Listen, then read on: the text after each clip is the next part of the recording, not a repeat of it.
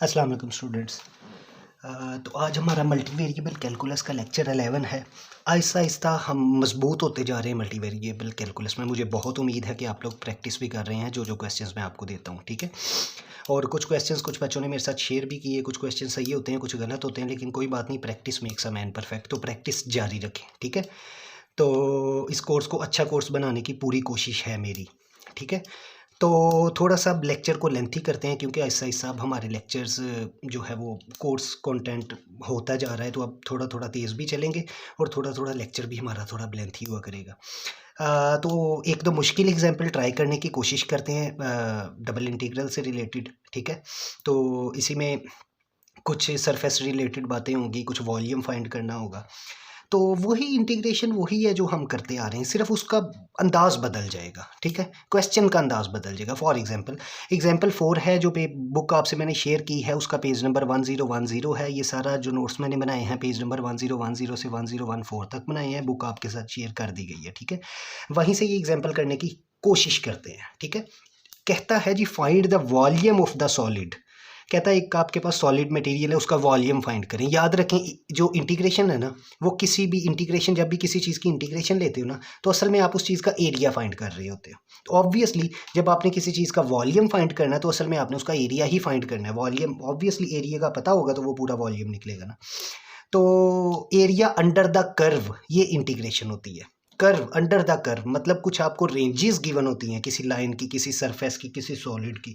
अगर उन रेंजेस में आप अपनी इंटीग्रेशन को सॉल्व कर लेते हो, तो इसका मतलब उस रेंजेस के अंदर आपने जितना भी एरिया आ रहा है वो पूरा आपने निकाल लिया, और उसके अंदर जितना भी वो एरिया आ रहा होता है वही किसी चीज़ का वॉल्यूम होता है, वही चीज़ किसी सफ़ेयर का वॉल्यूम होता है, वही किसी सॉलिड का वॉल्यूम होता है। असल में एरिया अंडर द कर्व। तो जो कर्व्स हमें मौजूद होती हैं, हमें कुछ गिवन वैल्यूज़ मौजूद होती हैं, जैसे इस क्वेश्चन में मौजूद होंगी, ठीक है।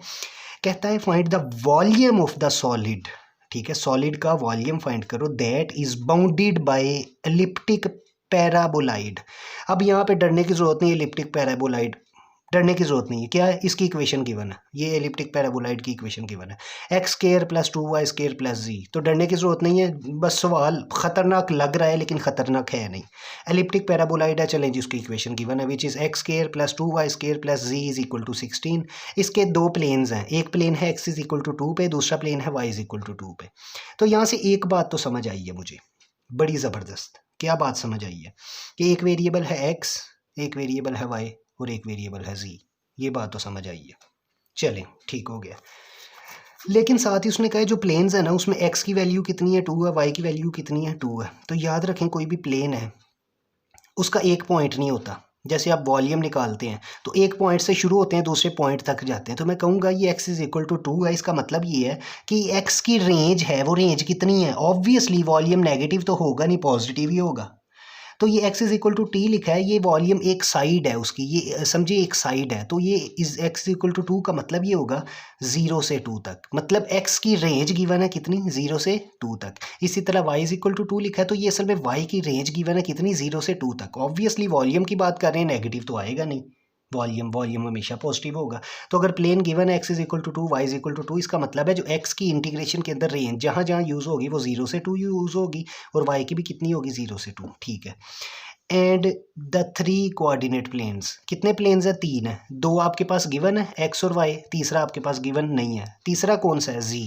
असल में आपने z फाइंड करना है, असल में आपने z फाइंड करना है, क्योंकि फाइंड करना है वॉल्यूम। दो आपके पास गिवन है, z आपके पास गिवन नहीं, असल में z फाइंड करना है और साथ में वॉल्यूम भी फाइंड करना है, ठीक है। तो असल में z का ही वॉल्यूम फाइंड करना है आसान अल्फाज में, ठीक है। उसने कहा टोटल 3 कोऑर्डिनेट्स हैं, एक कोऑर्डिनेट x है, दूसरा y है, तीसरा z है। दो तो चलिए आपके पास उसकी रेंजेस गिवन है, तीसरी गिवन नहीं है, वो कौन सा है, z। तो ठीक है, वॉल्यूम फाइंड करना है सॉलिड का, तो ये सॉलिड की इक्वेशन है। इट मीन्स कि अगर z को सॉल्व कर दिया तो पूरे सॉलिड का वॉल्यूम आपने सॉल्व कर दिया, ठीक है। ठीक है जी, तो z को लिखते हैं, z को मैं यहाँ रहने देता हूँ, ठीक है। z को अगर यहाँ रहने देता हूँ तो ये दोनों टर्म्स उस तरफ जाके क्या होंगी, माइनस। तो मैंने लिखा z is equal to 16 minus x square minus 2y square. तो क्या मैं कह सकता हूँ z is the function of x and y, obviously it's a multivariable calculus. तो मैं कह सकता हूँ z किसका फंक्शन है, x और y का। x की कितनी वैल्यू है, 0 से लेके 2 तक, y की कितनी वैल्यू है, 0 से लेके 2 तक। वॉल्यूम निकालना है, ऑब्वियसली इंटीग्रेशन यूज होगी, चूंकि वेरिएबल्स दो हो रहे हैं यहाँ पे यूज, तो डबल इंटीग्रल यूज होगा। कौन सा इंटीग्रल यूज होगा, डबल इंटीग्रल। तो देखें मैंने लिखा है डबल इंटीग्रल दोनों तरफ क्या ले लिया मैंने, इंटीग्रेशन, इंटीग्रेट बोथ साइड्स, क्योंकि वॉल्यूम फाइंड करना है, एक किस्म का एरिया फाइंड करना है। एरिया कौन फाइंड करता है कर्व के नीचे, इंटीग्रेशन। तो मैंने take double integral on both sides, ये भी डबल इंटीग्रल की एक एप्लीकेशन है। तो मैंने डबल इंटीग्रल लिया, मैंने डबल इंटीग्रल दोनों साइड्स पे ले लिया, ठीक है। अब इसमें फिर वही वाली बात याद रखनी है, यहाँ पे अगर एक्स की लिमिट ले रहे हो ना, ये बाहर वाले इंटीग्रल पे, तो बाहर dx होना चाहिए। अगर बाहर वाली इंटीग्रेशन पे ये y की लिमिट ले रहे हो तो बाहर dy। चूंकि यहाँ x और y की लिमिट सेम है तो dx dy आगे पीछे भी हो जाए तो कोई फ़र्क नहीं पड़ता, ठीक है। तो ये मैंने क्या किया, इस इक्वेशन को इंटीग्रेट कर लिया। तो इंटीग्रेट कैसे करते हैं मैंने आपको तरीकाकार बताया डबल इंटीग्रल को। कोशिश करें पहले अंदर वाला इंटीग्रल सॉल्व करें। कौन सा, अंदर वाला इंटीग्रल सॉल्व करें। चलें जी, अंदर वाला इंटीग्रल सॉल्व करना है तो मैं इस अंदर वाले इंटीग्रल को किसके इक्वल रख दिया, a के। तो a को इसके इक्वल रखा, बड़ा आसान इंटीग्रल है। 16 कांस्टेंट है, बाहर लिखा, सारे को खोल दिया, एक इसका इंटीग्रल आ गया, एक इसका इंटीग्रल आ गया, एक इसका इंटीग्रल। इन सब इंटीग्रल्स को मैंने सॉल्व किया, अपर लिमिट्स लोअर लिमिट्स पुट की उसी तरीके से। तो हमारे पास क्या है, एक ही इक्वेशन आ गई है 88 -/3 - 4y। इसके लिए एक एक स्टेप मैंने सॉल्व किया, आप भी सॉल्व करके देखिएगा। ये तो एक आंसर आ गया इतनी टर्म का। अब यहाँ पे a की जगह a की वैल्यू लिखेंगे और दूसरा इंटीग्रल सॉल्व करेंगे। तो नेक्स्ट पेज पे देखें मैंने क्या किया, a की जगह a की वैल्यू लिख दी है। अब ये दूसरा इंटीग्रल सॉल्व होना शुरू हो जाएगा। देखिए सिंपल है, 88/3 कांस्टेंट है, dy के साथ आ गया, -4 कांस्टेंट है, y² dy, बड़ा सिंपल हो गया, ठीक है। तो इसी तरह ये dy का इंटीग्रल y है तो अपर लिमिट पुट की, लोअर लिमिट पुट की। अपर लिमिट देखें y² का इंटीग्रल y³ 3। तो लिमिट्स को पुट किया, आंसर निकला, तो टोटल आंसर आपके पास आ गया 48। यही आपके जो आपका सॉलिड मटेरियल था उसका वॉल्यूम है, ठीक है। तो डबल इंटीग्रल से आपने ये देखिए मैंने एक एक स्टेप सॉल्व कर दिया। अगर मैं पढ़ाते हुए कोई स्टेप मिस कर रहा हूँ, ठीक है, वो ही बेसिक स्टेप होगा जो आपको पहले से आता है, जो मैंने पिछले 3 से 4-5 लेक्चर्स में आपको बार बार करवाया है। तो इस एग्जाम्पल को अच्छी तरह सॉल्व करने की कोशिश करना। ये तो थी सिंपल एग्जाम्पल। एक मुश्किल एग्जाम्पल करने की कोशिश करते हैं, थोड़ी सी टफ एग्जाम्पल लें जी। ये मेरे पास अगली एग्जाम्पल है, ये सफ़ा नंबर 1014 से मैंने ली है, ठीक है। मैंने कहा इस इंटीग्रल को सॉल्व करें, इस डबल इंटीग्रल को सॉल्व करें। समझ आई, एक x वेरिएबल है, दूसरा y वेरिएबल है। वेयर डी क्या है, डोमेन है, मतलब रेंज है। ये d ये लिमिट्स हैं। D is a reason bounded by the parabolas, ठीक है, 2 पैराबोला है, ठीक है। पैराबोलाज की इक्वेशन गिवन है, पैराबोला जो भी है आपको फ़र्क नहीं पड़ता, लेकिन उनकी इक्वेशंस गिवन है। y = 2x² and y = 1 + x²।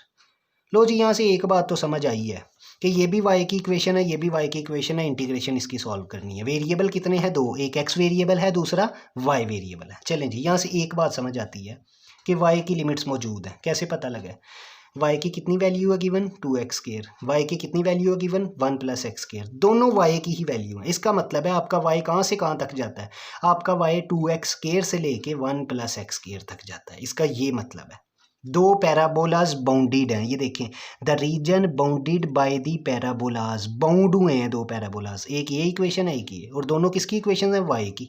गौर से देखें, एक वेरिएबल है x, दूसरा वेरिएबल है y। हमने ये लिमिट्स भी निकालनी है ये इंटीग्रल की। तो y की लिमिट तो मुझे पता लग गई है, y की लिमिट है 2x² से लेकर 1 + x²। तो मैं कह सकता हूँ y > 2x² एंड < 1 + x²। ये सिर्फ लिखा है मैथमेटिकली, इसका मतलब सिर्फ यही है कि जो y का इंटीग्रल यूज़ होगा, जो y का इंटीग्रल यूज़ होगा उसकी मिनिमम वैल्यू कितनी होगी, 2x², और मैक्सिमम वैल्यू कितनी होगी, 1 + x²। इससे पहले आपने जितने भी इंटीग्रल सॉल्व किए हैं उसमें ये जो मिनिमम और ऊपर अपर और लोअर वैल्यू होती है ना इंटीग्रल की, वो कांस्टेंट होती है, 0 1 2 3 होती है। ये सवाल ऐसा इसमें ये वेरिएबल है, ये सवाल ऐसा इसमें ये जो लिमिट्स है इंटीग्रल की, अपर लिमिट और लोअर लिमिट, ये वेरिएबल्स ही है, ठीक है। होते हैं ऐसे सवाल भी होते हैं, तो खैर वेरिएबल है तो वेरिएबल है, करने की कोशिश करते हैं सॉल्व करने की। चलें, y की तो लिमिट्स पता लग गई हैं, y की लग गई हैं, लेकिन x की लिमिट पता होगी तो फिर इंटीग्रल सॉल्व होगा, अदरवाइज इंटीग्रल सॉल्व नहीं होगा। चलें, ये जो y की 2 वैल्यूज़ गिवन है ना, इन्हीं से x की वैल्यू निकालने की कोशिश करते हैं। क्यों, क्योंकि रीजन तो बाउंड इसी इक्वेशंस 2 से हुआ है ना, ठीक है। तो ये एक y की ये वैल्यू है, एक ये y की वैल्यू है। मैं क्या करता हूँ, ये जो y की वैल्यू है ना, y = 1 + x², इस y की वैल्यू को यहाँ पुट कर देता हूँ। देखें, इस y की पूरी वैल्यू को कहाँ पुट किया, इस y की जगह। तो y की जगह क्या पुट कर दिया, 1 + x²। देखें 1 + x² किसके इक्वल है, 2x² के। देखें ये y लिखा है ना, इस ये y, तो ये भी y लिखा है, तो मैंने इस y की पूरी वैल्यू उठा के यहाँ पुट कर दिया। आप चाहे ये पूरी उठा के यहाँ पुट कर देना, बात तो एक कोई मसला नहीं है, हमने तो सिर्फ x की वैल्यू निकालनी है। तो मैंने क्या किया, इस पूरे y की वैल्यू पकड़ के इस y में पुट कर दी। तो 1 प्लस एक्स स्क्वायर किसके इक्वल हुआ, 2x स्क्वायर के। चले 1 को यहाँ रहने देंगे, एक्स स्क्वायर यहाँ प्लस हो रहा है, वहाँ जाके क्या होगा माइनस। तो 2x स्क्वायर में से एक्स स्क्वायर निकालें तो क्या आंसर बचेगा, 1 एक्स स्क्वायर। एक्स स्क्वायर किसके इक्वल हुआ, 1 दोनों। तो x square is equal to 1 का मतलब होता है x is equal to plus minus 1। समझ आई इस बात की, कैसे दोनों x square is equal to 1 का मतलब है आप दोनों तरफ अंडर रूट लो, तो अंडर रूट लोगे तो इसका स्क्वायर अंडर रूट से कैंसिल, तो 1 अंडर रूट किसके इक्वल होता है, प्लस माइनस 1 के। अंडर रूट 1 किसके इक्वल होता है, प्लस माइनस 1 से। तो ये देखिए एक्स की लिमिट आपको पता लग गई। एक्स की लिमिट क्या है, -1 से लेकर +1 तक। तो एक्स की लिमिट क्या पता लग गई, -1 से लेकर +1 तक। तो देखें एक्स की लिमिट पता लग गई -1 से +1 तक। चलें जी, एक्स की लिमिट भी पता लग गई, वाई की लिमिट भी पता लग गई है। ठीक है, लिमिट्स पता लग गई हैं। मैंने फंक्शन को लिखा x + 2y, x + 2y। यहाँ पे अंदर मैंने लिखा y की लिमिट्स। अंदर अगर y की लिमिट्स लिखेंगे तो अंदर वाले में dy आना चाहिए। बाहर मैंने लिखी x की लिमिट्स और बाहर dx आना चाहिए। ये तो आपको रूल पता ही है। ठीक हो गया, समझ आ गई। अच्छा, जब भी कभी ऐसी स्टेट हो कि बाहर आपके पास जो लिमिट्स हैं वो कॉन्स्टेंट्स हैं और अंदर लिमिट्स हैं वो वेरिएबल्स हैं, तो याद रखें पहले अंदर वाले को सॉल्व करें। मुश्किल लगेगा लेकिन सॉल्व हो जाएगा। मैंने क्या बताया कि जब कभी ज़िंदगी में ऐसी सिचुएशन आए कि पहले आपने जितने इंटीग्रल किए हैं ना, लिमिट्स हमेशा 1 2 3 की फॉर्म में होती हैं, लेकिन ये पहला इंटीग्रल है जिसमें लिमिट्स किसकी फॉर्म में है, वेरिएबल की फॉर्म में। देखें एक्स की फॉर्म में है। तो जब भी ऐसी स्टेट आ जाए तो सबसे पहले डबल इंटीग्रल में क्या करते हैं, अंदर वाली टर्म। तो सबसे पहले अंदर वाली टर्म को सॉल्व करें। तो देखें मैंने अंदर ये जो वेरिएबल वाली है उसको रखा ही अंदर है। ये y की लिमिट्स हैं तो यहाँ dy ही रखा है। तो याद रखें पहले अंदर वाली टर्म को सॉल्व करना है और अंदर वाली टर्म कोशिश करें वो वाली रखें कि जो जिसमें वेरिएबल मौजूद हो। ठीक है, तो इसको पहले अंदर वाली टर्म को मैंने a का, इसको a को सॉल्व करने की कोशिश करते हैं। ठीक है, तो इस a को सॉल्व करना है तो इस a को मैंने अगले सफ़े पे लिखा, ले जी लिख लिया, समझ आ गई। ठीक है, इंटीग्रल अलग-अलग कर दें। देखिए इंटीग्रेशन ऑफ x dy ये अलग कर दिया, जमा जमा। 2 कांस्टेंट है उसको बाहर लिख लें, अंदर लिख लें, बाद में बाहर आ ही जाना है इसने। एक एक स्टेप मैंने कर दिया। 2y dy ये दोनों इंटीग्रेशन अलग-अलग कर दी। कैसे, x का इंटीग्रल अलग है और ये 2y का, मतलब ये ब्रैकेट खोल दिए तो इंटीग्रेशन तो दोनों के साथ होगी ना, तो दोनों अलग-अलग हो गई हैं। लिमिट्स मैंने लिख दी है। ये देखें यहाँ पे dy है, मल्टी वेरिएबल में क्या पढ़ते आ रहे हैं, अगर वेरिएबल y हो तो बाकी सारी चीज़ें एज अ कांस्टेंट ट्रीट करो। ठीक है, तो x as a constant treat होगा तो कांस्टेंट को मैंने बाहर लिख दिया, अंदर क्या बचा dy प्लस ये 2 कांस्टेंट है पहले लिख दिया, y वेरिएबल है y dy वैसे लिख दिया। ठीक हो गया, ये x है ये वैसे ही आ गया। मैंने कहा था इंटीग्रेशन ऑफ dy किसके इक्वल होती है, खाली y के। y लिखा, अपर लिमिट लोअर लिमिट वैसे ही लिख दी। ये 2 कांस्टेंट है, 2 वैसे ही लिखा। y का डेरिवेटिव पावर रूल के मुताबिक y स्क्वायर बाय 2 लिख दिया। ये 2 2 से कैंसिल हो गया, ये अपर लिमिट लिखी है लोअर लिमिट। ले जी इंटीग्रेशन तो हो गई, अब सिंपल लिमिट्स पुट करनी है। ठीक है, इस y में पहले अपर लिमिट पुट की, y की जगह क्या पुट किया, 1 प्लस एक्स स्क्वायर माइनस, फिर लोअर लिमिट पुट की 2x square plus Y square है, इसके अंदर पहले अपर लिमिट पुट की 1 प्लस एक्स स्क्वायर का स्क्वायर माइनस, फिर लोअर लिमिट पुट की वाई स्क्वायर के अंदर तो 2x स्क्वायर का स्क्वायर। ठीक हो गया, इसको मैंने खोल लिया तो ये टर्म आ गई प्लस ये 1 प्लस एक्स स्क्वायर है, ये a प्लस बी का होल स्क्वायर है, तो a square plus b square x square का square x4 plus 2ab। a plus b का होल स्क्वायर क्या होता है, a square plus b square plus 2ab, open किया, माइनस 2 का स्क्वायर 4 एक्स स्क्वायर का स्क्वायर x4। तो ये सारी टर्म्स है प्लस माइनस की, तो ये a इक्वेशन आ गई हमारे पास। इक्वेशन है ये देखें, ये x4 है, ये -4x4 है, तो क्या आंसर आया -3x4। ये x क्यूब है, अकेला ही है, तो ये आ गया आपके पास, ठीक है, -x क्यूब। ये देखिए x क्यूब है -2x क्यूब, तो क्या आंसर आया -x क्यूब प्लस ये 2x स्क्वायर अकेला ही है लिख दिया, ये x अकेला ही है लिख दिया +1। ये देखें x क्यूब -2x क्यूब किसके इक्वल होगा, -x क्यूब के। ये a का आंसर आ गया।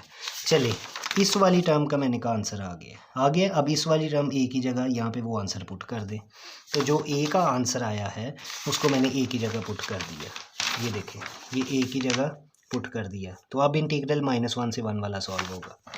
ये देखें मैंने a पुट कर दिया पूरे का पूरा। अब ये देखें उस वेरिएबल वाले फंक्शन को पहले सॉल्व करने का फ़ायदा क्या हुआ है, इस टर्म में कहीं y नज़र आ रहा है आपको, कहीं पे भी नहीं आ रहा। समझ आई बात की। ये देखें जो a का आंसर आया कहीं y नज़र आ रहा है, क्यों नहीं आ रहा y नज़र, क्योंकि जहाँ जहाँ y था वहाँ वहाँ वो लिमिट्स पुट हो गई और लिमिट्स तो सारी x वाली थी। ठीक है, तो वो सारा ही क्वेश्चन अब x की फॉर्मेट में आ गया। और यहाँ पे चेंज भी क्या हो रहा है, एक्स, ये लिमिट्स भी किसकी हैं, एक्स की हैं। तो ये तो बड़ी आसान इंटीग्रेशन होगी। अब बाकी ये देखें, जैसे अलग अलग कर दे सारे इंटीग्रल्स। -3 कांस्टेंट है, पहले लिखा, x4 बचा, x4 की इंटीग्रेशन, माइनस वैसे ही x3 की इंटीग्रेशन, +2 कांस्टेंट है, +2 x² की इंटीग्रेशन, प्लस x की इंटीग्रेशन, +1 की इंटीग्रेशन।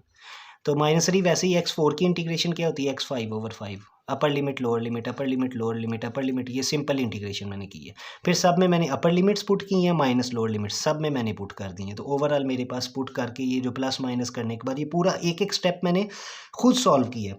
जबकि जब आप अगर बुक खोल के देखेंगे तो उसमें क्या होगा कि बिल्कुल 3 लाइनों में पूरा सवाल सॉल्व किया है, लेकिन ये मैंने एक एक स्टेप इसलिए सॉल्व किया है। और देखिए मेरा वही आंसर आया जो किताब का आंसर है। तो मैंने सारी लिमिट्स पुट की हैं, प्लस माइनस की है, जो कैंसिल हो रही है वो टर्म कैंसिल की है, तो आंसर आ गया 32/15।